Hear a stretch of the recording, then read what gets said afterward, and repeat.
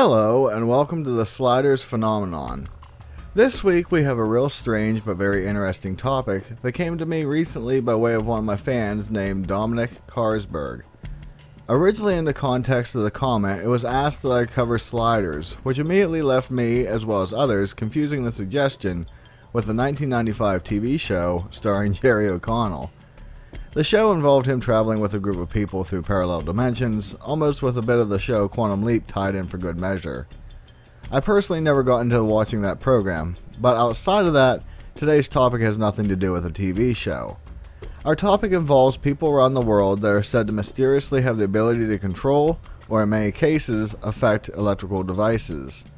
So let's look into this situation and see if we can figure out what exactly is going on.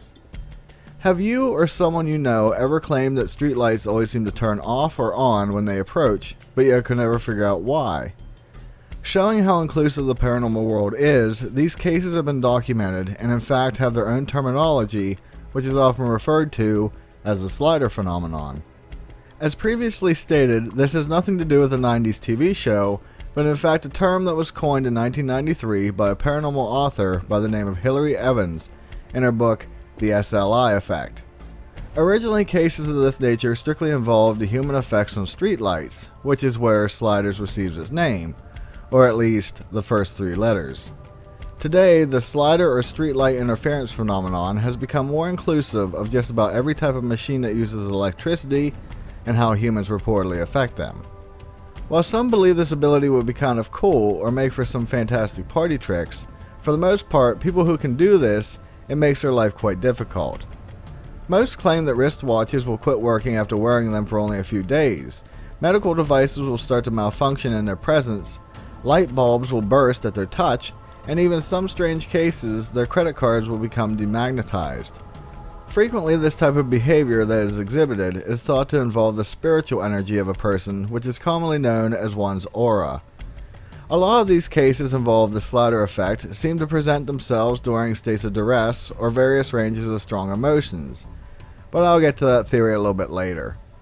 In some of the most extreme of situations, people have claimed that their ability has caused them financial ruin due to personal property such as cell phones, tablets, computers, cars, and even household appliances being fried and in need of being replaced frequently. One of the most intriguing ideas about this phenomenon is that many believe it can be almost a genetic trait, where families can pass the ability along. In one report, a man simply known as Murph said that he exhibited the ability, but thought he suffered with it alone. When his sister passed away, he found that she had a box of over 30 wristwatches tucked away, and all of them weren't working. This find made him assume his sister had the same issue that he was suffering with. In relation to this, a most fantastic story comes from a man named Tybald, who says specifically his mother's side of the family always passed the SLI effect along. According to him, jewelers of the 1940s were aware of this phenomenon, and claimed putting a penny behind a watch would stop the effects of electricity damage. The issue with this is that copper, which pennies are made of, is a conductor of electricity rather than an insulator, so that trick would only make the damage occur quicker. I will note that during World War II, pennies were frequently made of mostly steel, but even as such, the results of electrical current would be the same as copper. On second thought, maybe that is why this was recommended by jewelers, since they probably wanted to sell more watches. Before moving on, I have to mention something as brief as possible. While I'm unsure if this phenomenon is real or not, many of the stories fall into the same situation that I frequently shy away from. You all know I love putting real-life encounters into my videos, but every single report is under a pseudonym or simply a username.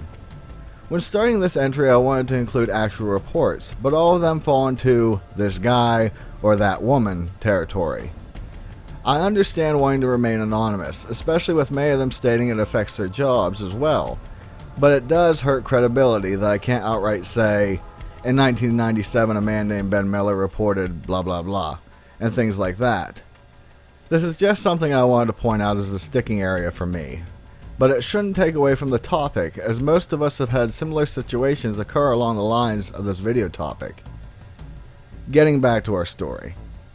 What is truly interesting is that there have been quite a few culprits that are frequently pointed at when trying to figure out what causes this phenomenon. The first idea that commonly shows up is that some claim alien encounters linked with abduction frequently are the catalyst behind the strange behavior. This sort of idea goes along with a very popular experience where alien devices are surgically inserted into a victim's body, and then this implant allows for superhuman powers of electrical devices. This idea could easily be written off as crazy talk, but it does, oddly enough, have a bit of merit to it. Alien implants aren't a new idea, and reportedly hundreds of the unknown objects, believed to be devices, have been removed from people claiming to have been abducted by aliens. It is worth noting that most all patients who had these implants stated that they could influence electrical devices, but this ability was lost after the objects were removed. As I have said in the past, just about everything in the paranormal world seems to come full circle and include aliens somewhere. Keeping with the paranormal, a few of these cases mention showing strong signs of another unproven phenomenon, which is telekinesis.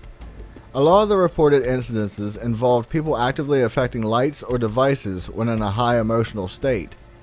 Normally, telekinesis is an ability that is consciously controllable, but some paranormal studies claim that people may have the ability and utilize it without even knowing it is happening.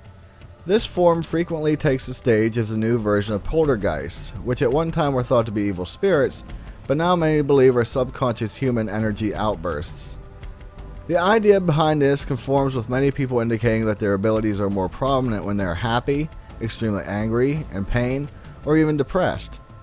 One of the most fantastic links is that frequently people who exhibit this ability are the ones who suffer from severe migraines. Something a bit more natural, but more in the realm of radioactive spider bites in comic books, is the belief that accidents could cause the ability to surface. Reports of people getting the ability after electric shocks or even severe car crashes are quite prominent when in relation to the slider phenomenon. The only problem with this idea is that the human body runs on a delicate system of electrical impulses, and having too much or too little for a prolonged period of times can cause severe health problems for the individual involved.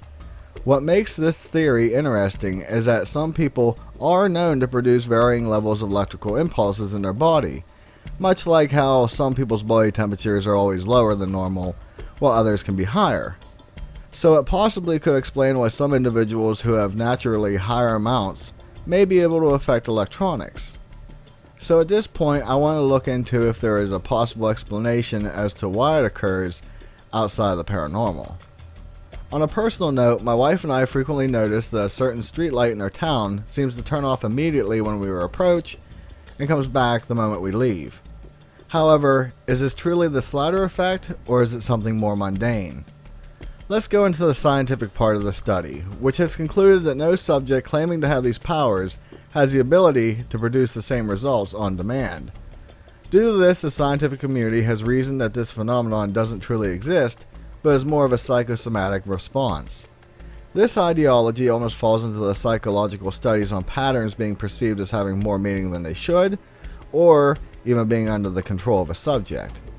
This is frequently seen when flipping through channels on a television, and the dialogue from each channel seems to match perfectly with the previous ones. For another example of this is where you're thinking about calling someone and almost immediately the phone rings with that person on the other end. Here is where things get a bit tricky, as they are easily explained as psychological, but in the same realm, they could still very easily be paranormal. Many a person has gone off the deep end from what they assume are messages hidden in TV programming, and while those cases are sad, I won't get into it here, as it falls into a totally different topic involving conspiracy theories and would need its own video. As for the telephone call example, there is a lot to be said about human connections that can't be scientifically explained. There are many stories of mothers knowing their children are in trouble, even though there has been no communication to confirm that fact. Again, we fall into that tricky territory of perception versus reality, where it simply could be most good mothers worry about their children's safety constantly, and yet nothing happens to them. But the moment it does, that concern is linked with the deep superhuman connections. This is why it is tricky, as it really boils down to the answer of, it may be paranormal, but at the same time, it might not. I know you may think I have strayed from the topic a bit with this discussion, but it really fits in when thinking about my wife and I. Do we really control the light? Do we only notice it when it goes out, but all other times never notice it stays on? Does the light have a flaw that periodically goes out at a certain time, and it just so happens we drive near it at that time? These are the questions that make the phenomenon hard to discern whether it is real or not. Really, the best answer to if this sort of thing really exists is met with a less than lackluster response, which is, I don't know. So, as I end this, I would really love to know if any of you have experienced electrical objects behaving strangely around you. Do lights turn on or off as you near them? Or are you in the mindset that all of these can be explained away with rational thinking? If you haven't yet, please consider subscribing to my channel for more content like this. And before you decide to enter a parallel dimension, please click that thumbs up button as well. With that, be safe, and I'll see you in the next one. Later.